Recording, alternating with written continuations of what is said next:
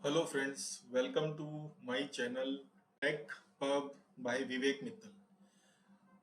अभी तक हम लोग मशीन कैसे चलानी है और कॉस्ट इंजीनियरिंग ये दो टाइप की ट्रेनिंग मैं आपको दे रहा था।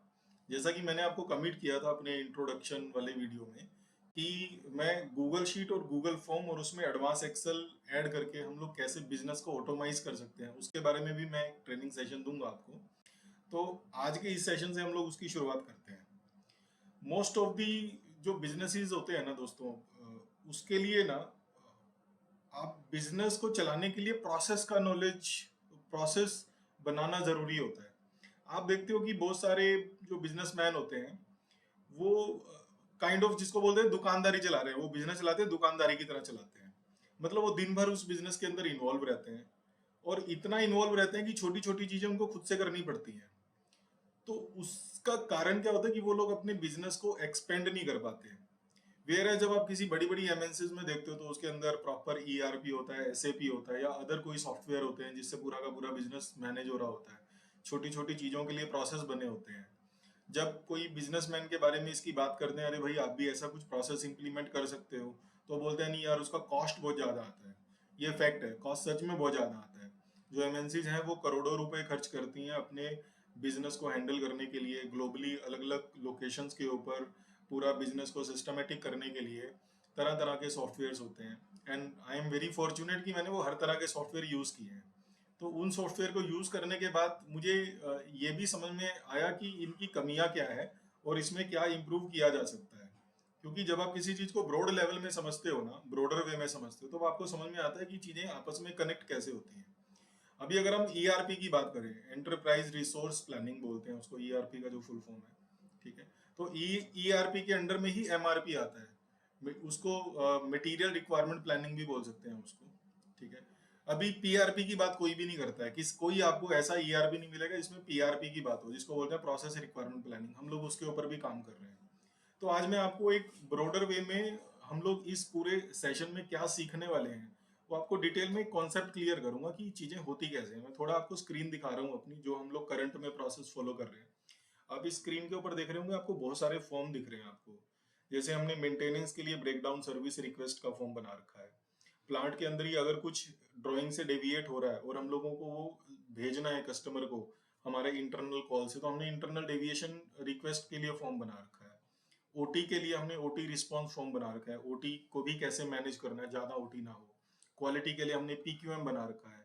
स्टोर से मटेरियल इशू कराना है तो उसके लिए मटेरियल इशू फॉर्म बना रखा है। ऐसे पचासों तरह के फॉर्म हमने बना रखे हैं। अब ये फॉर्म जब मैं आपको खोल के दिखाऊंगा, जैसे ये ब्रेकडाउन का एक फॉर एग्जाम्पल मैं आपको खोल के दिखाता हूँ। अभी आप देखोगे ये 1000 फॉर्म्स भरे जा चुके हैं ब्रेकडाउन के लिए। इसका फायदा क्या होता है? सिंपली कोई किसी के दिमाग में आएगा कि ये प्रोसेस बनाने क्यों है। इसका फायदा क्या होता है कि हिस्ट्री मेंटेन रहती है। अभी तक जब हम हार्ड कॉपी के ऊपर मेंटेनेंस का कोई इशू रिपोर्ट करते हैं तो हार्ड कॉपी में उसमें क्या प्रॉब्लम आया था, किसने सोल्यूशन किया था, कोई स्पेयर पार्ट लगा था तो वो स्पेयर पार्ट कहाँ से लेके आए थे, ये सारी की सारी जो चीजें हैं ना, वो आप हार्ड कॉपी में से कंट्रोल एफ करके नहीं देख सकते हो। वेयर एज जब वो किसी एक्सेल फाइल में स्टोर रहता है तो आप उसको कहीं से भी इजिली ढूंढ के निकाल सकते हो। ये छोटा सा एग्जांपल मैं आपको ब्रेकडाउन सर्विस रिक्वेस्ट का दिखाता हूँ कि इससे कितना फायदा होता है। और आपका 1 रुपया भी खर्च नहीं होता है इसके अंदर।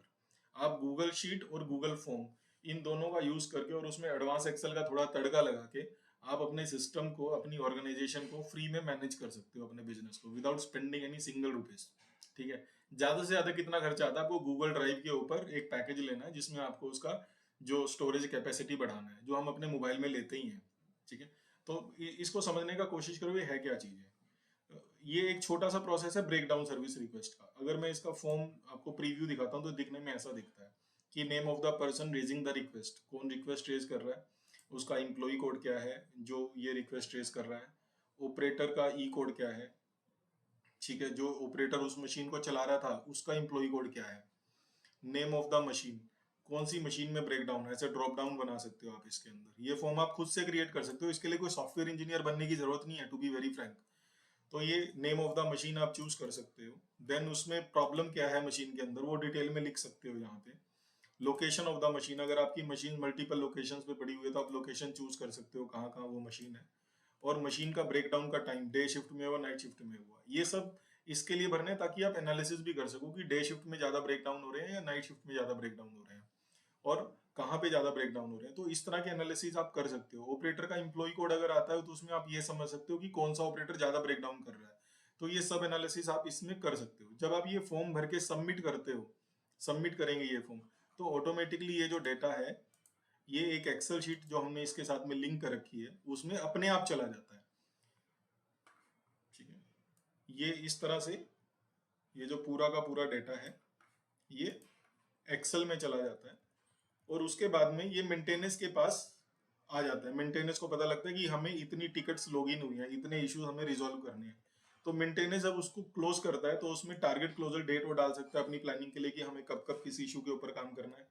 उसके बाद में उसका रूट कॉज क्या था, मेंटेनेंस को एनालिसिस करना है कि ये मशीन क्यों खराब हुआ या ये प्रॉब्लम क्यों आया। रिएक्टिव एक्शन डिटेल, उसको ठीक करने के लिए क्या किया, उसमें फिर सॉल्यूशन किसने किया, उसका सॉल्यूशन। ठीक है, ये बीच में एक कॉलम हिडन है, ये भी मैं खोल लेता हूँ, काम में आएगा। कंट्रोल जेड करना पड़ेगा, एक सेकंड रुको जरा।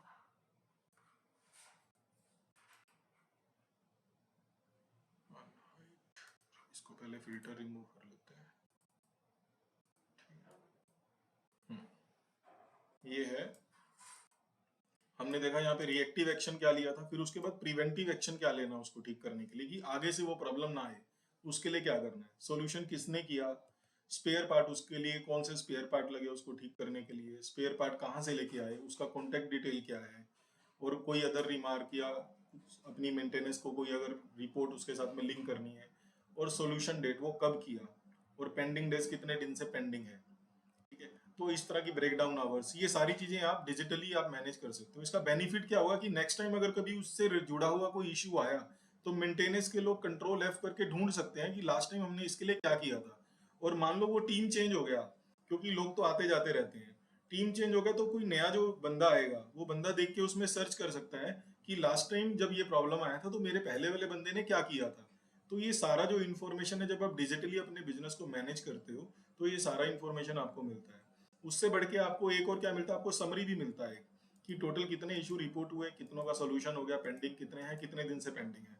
और मशीन लेवल पे उसका ब्रेकडाउन का आपको पूरा चार्ट मिल जाता है कि कौन सी मशीन में अभी तक कितने इशू रिपोर्ट हुए, कितना सोल्यूशन, कितना पेंडिंग।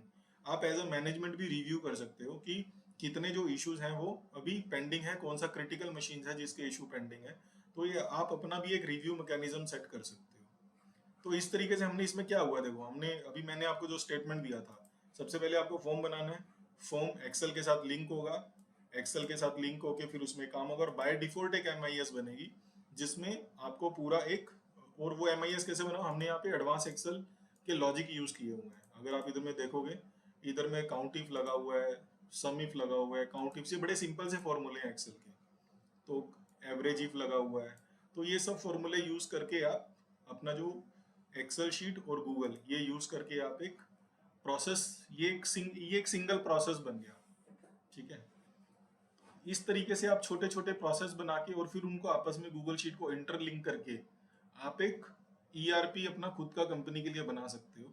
तो मेरा ये पूरा का पूरा जो ट्रेनिंग सेशन रहने वाला है, इसमें मैं आपको यही सिखाने वाला हूँ कि गूगल फॉर्म कैसे बनाना है, फिर उसमें से उसको गूगल शीट से कैसे लिंक करना है, और उसमें एडवांस एक्सेल के फॉर्मूला यूज करके जिसमें आपको एक्सेल का एप्लीकेशन का नॉलेज मिलेगा। फॉर्मूले आपको यूट्यूब के ऊपर बहुत मिल जाएंगे एक्सेल के, बट जो आपको एप्लीकेशन का नॉलेज है कि इस फॉर्मूले को अप्लाई कहाँ करना है और कैसे करना है, ये जो मैं आपको नॉलेज देने वाला हूँ, ये इस पूरे सेशन में मैं आपको देने वाला हूँ। तो आप इसके साथ बने रहिए, कनेक्ट रहिए, ताकि आपको छोटी से छोटी चीज़ सीखने को मिले और उसका प्रैक्टिस करिए। अभी इसमें देखो और क्या क्या एनालिसिस मिलते हैं आपको ना, अब इसमें तरह तरह के एनालिसिस भी आपको मिल जाते हैं गूगल फॉर्म में। बाय डिफॉल्ट गूगल की तरफ से आपको पाई चार्ट मिल जाता है कि कौन से मशीन में कितना ब्रेकडाउन आ रहा है। ठीक है, आपको उसमें लोकेशन और मशीन किस लोकेशन पे आ रहा है, ये सब बाय डिफॉल्ट मिलता है, कुछ नहीं करना पड़ता है इसके लिए। ठीक है, तो दोस्तों आई बिलीव कि आपको ये गूगल फॉर्म और गूगल शीट ये सब कैसे काम करते हैं, और छोटे छोटे प्रोसेस बना के आप कैसे काम को सिस्टमेटिक कर सकते हो अपने, और मॉनिटरिंग सिस्टम कैसे डेवलप कर सकते हो, ये सब आपको इस पूरे सेशन में मिलने वाला है। तो स्टे कनेक्टेड, बने रहिए। जय हिंद, जय भारत।